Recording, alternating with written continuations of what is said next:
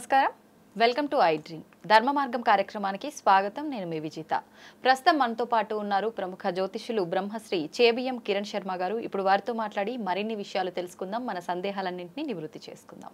నమస్కారం గురుగారు. సర్వే జనా సుఖినో భవంతు, అఖండ ఐశ్వర్యమస్తమ. గురుగారు,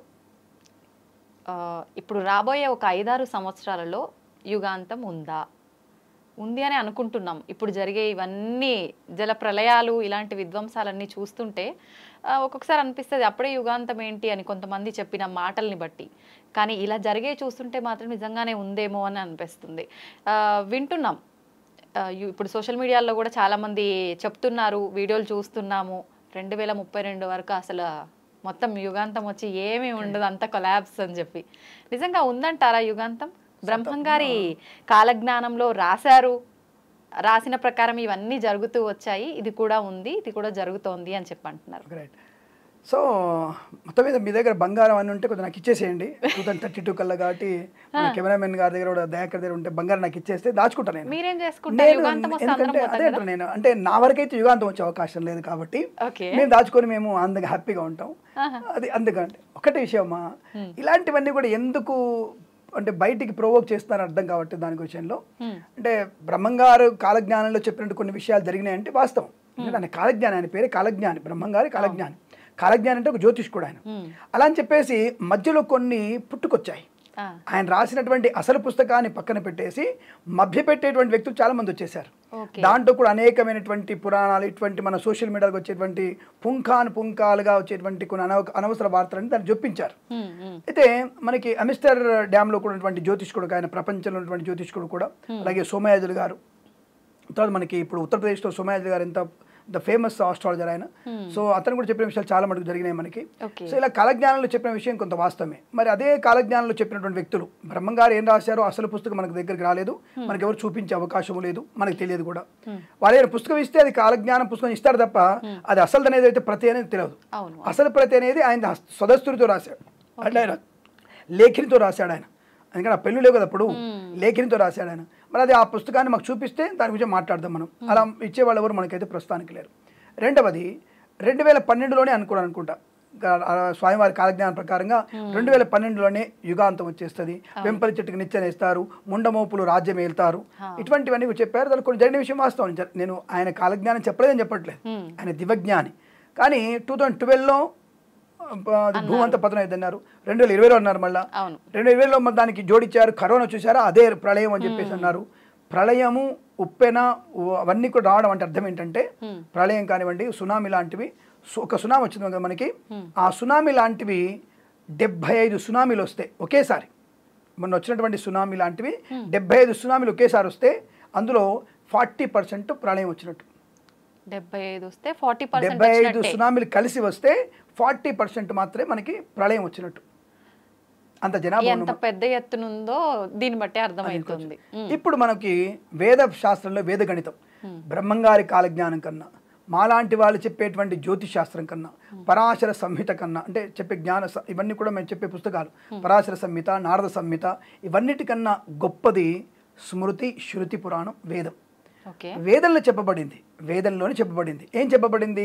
మనం ఇప్పుడు ఎక్కడున్నాము అంటే, ఇప్పుడు రోజున మనకి ఈ రోజున క్రోధినామ సంవత్సరే ఉత్తరాయణే దక్షిణాయనే వర్షరుతో భాద్రపద మాసే శుక్లపక్షే జంబూద్వీపే ప్రథమ పాదం. మనం ప్రథమ పాదంలో ఉన్నాం.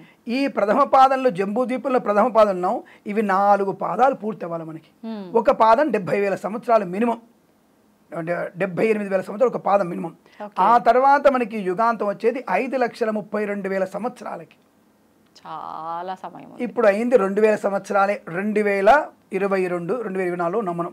మరి ఈ సమయాన్ని మీరు లెక్కెట్టుకొని ఇప్పుడు ఆలోచించండి. అంటే మీరు 2,700 జన్మలు ఎత్తితే అప్పుడు మీకు యుగాంతం పూర్తవుతుంది. 2,700 జన్మలు ఎత్తాలి మీరు, ఇది గుర్తుపెట్టుకోండి. కాబట్టి ఇప్పుడు ప్రళయం అనేది అసంభవం. అయితే పాపం వల్ల, అంటే పాపం చేసినప్పుడల్లా ఇటువంటి భగవంతుడు తన యొక్క సంస్కృతిని కొంత పద్ధతిని, దాన్ని సంస్కృతి భిన్నమైనప్పుడు ఆయన నాశనం చేసే తత్వం ఉంటుంది. కాబట్టి సునా రూపంలోనూ, కరుణ రూపంలోనూ, ఇంకో రూపంలోనూ చెడ్డవాళ్ళని నాశనం చేసే అవకాశం. ఇప్పుడు ఇది ప్రళయమే కదమ్మా. ఒక 4 ఏళ్ల చిన్నారిని మానభంగం చేస్తున్నాడంటే, 11 ఏళ్ల అమ్మాయిని మానభంగం చేస్తున్నాడంటే, ఇతర మతాల వారందరూ కూడా వచ్చేసి ఇతర మతాల మీద పడి ప్రభావాన్ని చూపించి నాశనం చేస్తున్నారంటే దీని ప్రళయం అనుకుంటే ఏమంటారు? దీన్ని ఇది ఒక ప్రళయమే. నేను తప్పుగా అనుకోదు, ఏ మతం ఇచ్చండి, ఈ మతం వాళ్ళు ఆ మతం మీదకి, ఆ మతం ఈ మతం మీదకి వచ్చేసి ఒకరి మతాన్ని కూల్చదోసే ప్రయత్నం కూడా అది ప్రళయమేక. దీని ప్రళయానికి ఏమంటారు? దీన్ని ఒక చంటి పిల్లని 4 ఏళ్ల పిల్లని నువ్వు మానభంగం చేసి స్థాయికి వచ్చావంటే ఇంతకంటే నికృష్టుడు ఉంటాడు, ఇంతకంటే ప్రళయం ఇంకా ఉంటుందా? ఆ వ్యక్తిని ప్రమాదం చెప్పి ఆలోచించండి. సో ప్రతి చోట ప్రతి వీధిలో మనకు తెలియనివి చాలా ఉన్నాయి. ఇవన్నీ కూడా ఆడపిల్లల పెద్ద అరాచకాలంతో కూడా ప్రళయానికి కలిగించవా? ఆడపిల్ల కన్నీరు పెట్టుకుంటే ఎంత ప్రళయం అనేది శాస్త్రాలు చెప్తున్నాయి. నన్ను ఆడపిల్లని బాధ పెట్టకండ్రా, ఆడపిల్ల మనకు సాక్షాత్తుగా లక్ష్మీ స్వరూపము, సరస్వతి స్వరూపం అని చెప్పేసి మన వేద శాస్త్రాలు ఘోషిస్తున్నాయి. కానీ అటువంటి వాళ్ళ కళ్ళలో వచ్చే నీళ్ళే ప్రళయం. అటువంటి ఆడపిల్లలు వచ్చేటువంటి కన్నీళ్ళే ప్రళయానికన్నా కూడా ఘోరంగా మిమ్మల్ని నాశనం చేస్తుందిరా.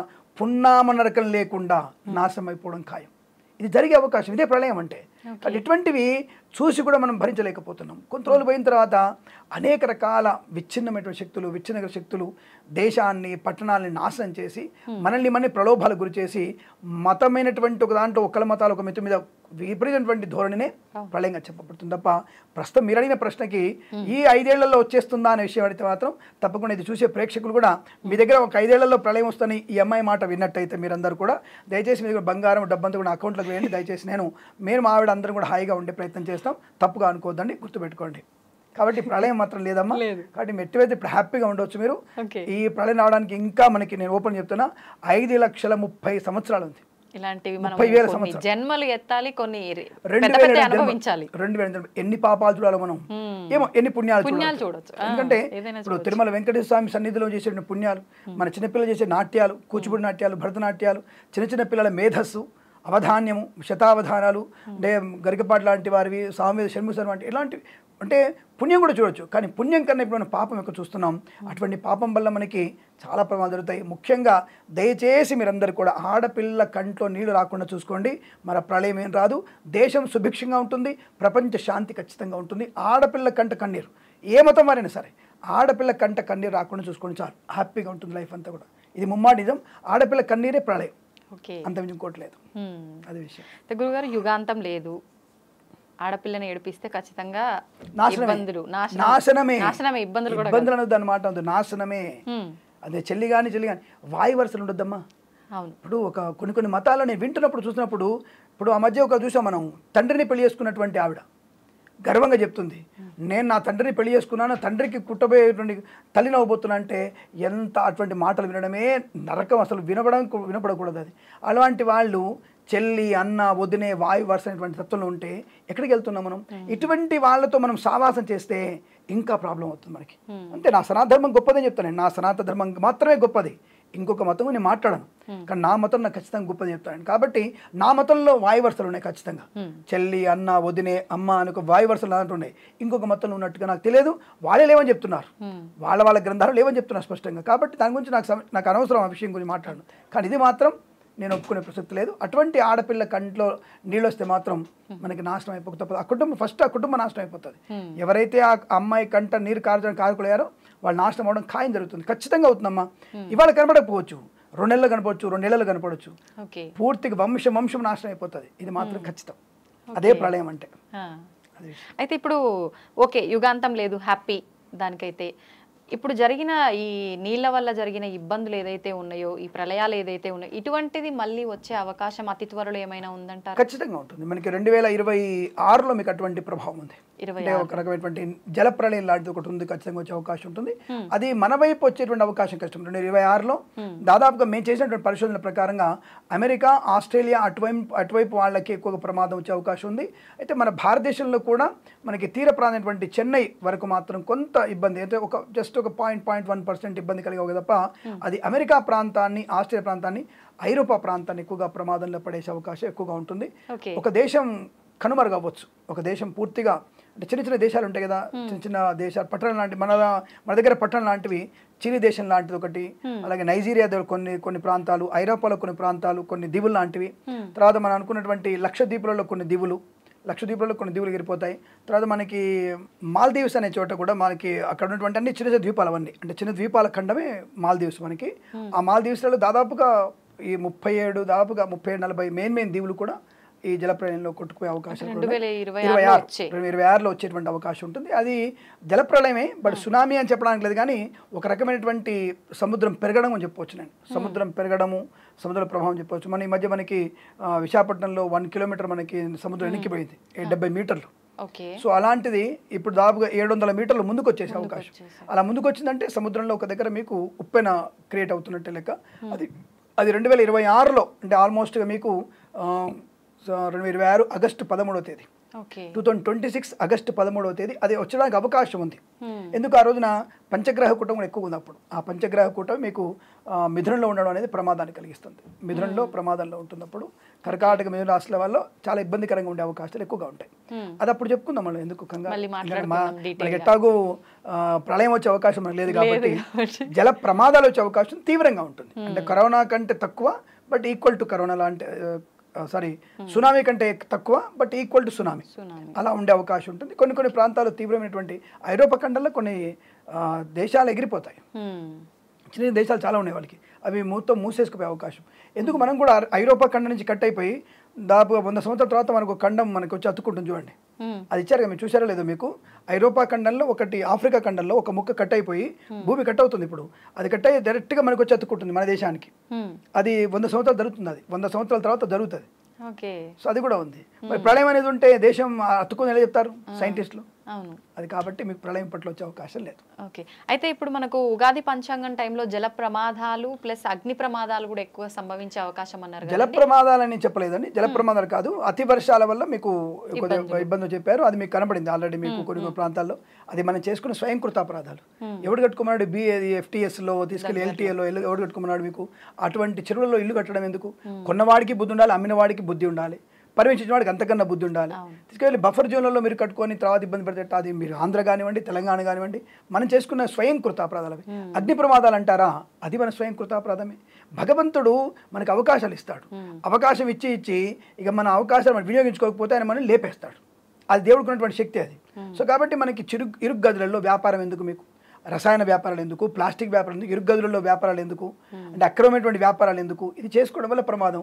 ఈ మనం బఫర్ జోన్లలో ఇల్లు కట్టుకోవడం వల్ల ప్రమాదం వచ్చింది. మన హాయిగా మనం ఎత్తైన ప్రదేశంలో కట్టుకుంటే మంచిగా ఉండగా కట్టుకోక మన స్వయంకృతాపరాధాల వల్ల మన ప్రమాదం వచ్చింది. అది మేము ముందుగానే చెప్పాం, ప్లాన్ చోట మీకు ప్రమాదం ఉంది, వర్షాలు ఎక్కువ వల్ల ఉంది. ఇది కూడా చెప్పాను మీకు నేను. గత పంచాంగ శ్రవణంలో మేము డిసెంబర్లోనే పంచాంగ శ్రవణం చేస్తాం. మేము అంటే రికార్డ్ చేయాలి కాబట్టి మేము డిసెంబర్లో రికార్డ్ చేశాను. నేను అప్పుడే చెప్పాను, ఖచ్చితంగా 127 సెంటీమీటర్ల పైన వర్షం పడుతుంది. విత్ సెంటీమీటర్స్ 127 సెంటీమీటర్స్ పైన వర్షం పడుతుంది. రికార్డెడ్, ఇది రికార్డెడ్. ప్లస్ మీరు గవర్నమెంట్ వాళ్ళు చెప్పేదంటే 112% సాధారణ వర్షపాతం, 112 నుంచి 120% సాధారణ వర్షపాతం. సాధారణ వర్షపాతం కాదు, మించి వర్షం పడుతుంది. వాటిని మనం జాగ్రత్త చేసుకోలేక సముద్రం పాలు చేయాల్సి వస్తుంది అని చెప్పినవాడు నేనే చెప్పాను స్పష్టంగా. అది ఖచ్చితంగా జరిగింది. ఇప్పుడు అది ఖచ్చితంగా జరిగింది. ఉస్మాన్ సాగర్, హుస్సేన్ సాగర్ లాంటివి కూడా నిండిపోయి వచ్చేటువంటి 2-3 ఏళ్ల వరకు నీళ్లు ఫుల్గా సమృద్ధిగా ఉన్నాయని చెప్పి ప్రభుత్వం ప్రకటించింది. మరి ఈ సమయంలో మీకు జూన్లో మీకు వర్షాలు పడాలి, మే 21వ తేదీ పేపర్లో, మే 21, 23 తేదీ మధ్య పేపర్లో మీరు ఇప్పటికి ఈనాడు పేపర్ తీసి చూస్తే ఈసారి కూడా మనకి సాధారణ వర్షపాతాలే అని వాతావరణ శాఖ, హైదరాబాద్ కేంద్రం వాళ్ళు, విశాఖపట్నం కేంద్రం వాళ్ళు, తర్వాత ఢిల్లీ కేంద్రం వాళ్ళు ముగ్గురు ప్రకటించారు. 21, 22, 23 తేదీలలో. 27వ తేదీ ప్రకటన, తొందరగానే ఋతుపవనాలు వచ్చేసాయి, తొందరగానే వర్షాలు పడతాయి. Major statement December 2023 major statement. వర్షాలన్నీ కూడా మనకి 18 జూన్ 24 తర్వాతనే వర్షాలు పడతాయి. తొలకరి మాత్రమే స్టార్ట్ అవుతుంది. 25వ తేదీ తర్వాత, జూన్ 25 తర్వాతనే సమృద్ధి వర్షాలు ప్రారంభమవుతాయి. జూన్లో ఆశావాహంగా ఉంటుంది, జూలైలో ఆశావాహ దృక్పథం ఉంటుంది. ఆగస్ట్, సెప్టెంబర్లో విపరీతమైన వర్షాలు ఉన్నాయి. ఇది మా స్టేట్మెంట్. మన స్టేట్మెంటు సమృద్ధి వర్షాలు, ముందు వర్షాలు, ఆగిపోయిన వర్షం, నైరుతి తిరోగమనం, నైరుతి మందగమనం. మరి ఇక్కడ ప్రూఫ్ అనేది మా దగ్గర ఉందిగా. ఇక్కడ మేము అందుకే అంటున్నాం, ఇక్కడ మేము తలెత్తుకొని చెప్పగలిగే అవకాశం మా దగ్గర ఉంది. But at the same time ఒక ఆస్ట్రాలియాతో ఒకవేళ ఎవరైనా ప్రాబ్లం వస్తే, సపోజ్ ఎవరైనా పెద్ద వేణుస్వామి లాంటి వాళ్ళు ఇంకొకరు ఉన్నారు, ఒకవేళ నష్టం వస్తే ఎవరికి వస్తుంది నష్టం? నాతో జాతకం చూయించుకుంటున్నారు, మీకు నష్టం. నేను వ్రతం చేయమన్నా, పూజలు చేయమన్నా, హోమాలు చేయమన్నా, మీరు మీ ఆయన వచ్చారు, కూర్చున్నారు, చేశారు, 1,00,000 రూపాయలు ఖర్చు అయింది. ఎవరికి నష్టమైంది? ఒక్కరికి నష్టమైంది. మరి వాతావరణ శాఖ వాళ్ళు ఎంతమంది నష్టమైంది? లక్షల మందికి నష్టం అవుతుంది. ఎందుకంటే వాతావరణ శాఖ వాళ్ళు చెప్పేటువంటి సమయానికి అనుకూలంగా వాళ్ళు దుక్కి దున్నుకుంటారు. 1 ఎకరం దుక్కి దున్నడానికి 500 ఖర్చు అవుతుంది. 1,70,000 హెక్టార్ల భూమిని దుక్కి దున్నాలంటే ఎంత ఖర్చు అవుతుంది? 5 లక్షల, దాదాపుగా 5 లక్షల లక్ష ఇంటూ 500, దాదాపు ఎంతైనా 52 లక్షలు ఖర్చు అవుతుంది. అంటే 1/2 కోటి. నువ్వు చెప్పినటువంటి టైంలో వర్షం పడలేదు కాబట్టి వాడు దుక్కి దున్ని కూర్చుంటాడు, వాడు విత్తనాలు వేసుకుంటాడు, కొనుక్కుంటాడు. వర్షం పడలేదు, దుక్కి ఖరాబ్ అయిపోయిందిగా, మళ్ళీ దుక్కి దున్నాలిగా, అంటే మళ్ళీ వాడు కట్టు పెట్టాల్సిందేగా. 1 ఎకరానికి 500 అంటే 10 ఎకరాలు ఉన్నాడు, 5,000 పోగొట్టుకున్నట్టేగా. నువ్వు ఇచ్చినటువంటి గవర్నమెంట్ ఎంత ఇచ్చింది? తిప్పి కొడితే 5,000 10,000 ఇచ్చావు, దాంట్లో 10,000 పోయిందిగా. ఏం మిగిలింది వాడికి? నీ వల్ల 1,00,000 మందికి రైతులకు నష్టం ఉంది, కానీ నా వల్ల 1,00,000 మందికి నష్టం లేదు. నా వల్ల ఒకరికి నష్టం జ్యోతిష్కుడి వల్ల. దీని వదిలిపెట్టి జ్యోతిష్యం మూఢనమ్మకం, కాలు గోక్తి మూఢనమ్మకం అంటాడు, గర్భవతి గ్రహణం ఉండొద్దు అంటాడు. ఏమన్నా నేను గర్భవతి గ్రహణం పుట్ట బయటికి వెళ్ళకు, నాకు నష్టమా? పోనీ జాతకం నమ్ము, అంతే నష్టం. నువ్వు దగ్గరికి వస్తే నాకు నష్టం, ప్రజలకి ఇబ్బంది అయిందా?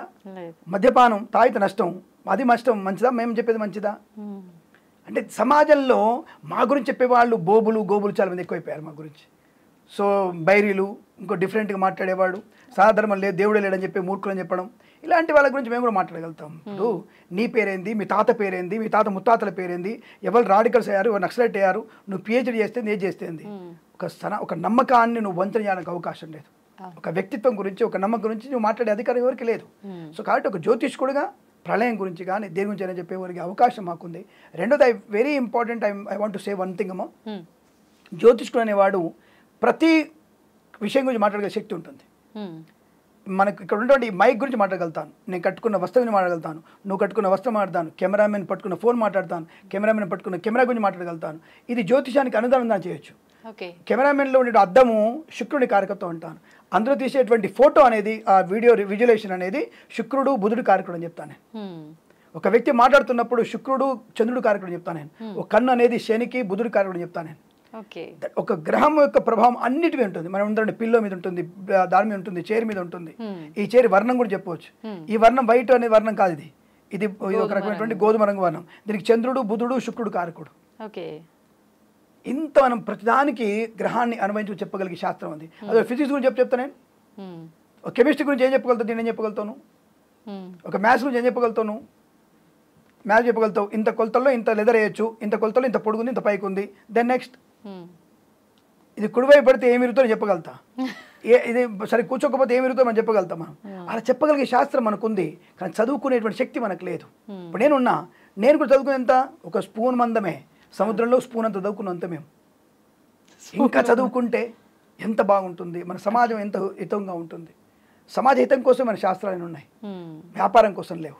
కానీ వ్యాపారాలు ధోరణి ఎక్కువైపోయి ఈ శాస్త్రం పతనం అయిపోతుంది. అదే విషయం. బట్ మీకు ఇప్పుడు అందుకు ప్రళయం లేదు, ప్రళయం రాదు ఇప్పట్లో. కాబట్టి మీరు హాయిగా హ్యాపీగా ఉండొచ్చు. మీరు పిల్ల పాపలతో మనవాళ్ళు ఎత్తుకొని హ్యాపీగా ఉండొచ్చు, నో డౌట్. థ్యాంక్ యూ అండి. Thank you very much. అఖండ ఐశ్వర్యమస్తు. నమస్కారం.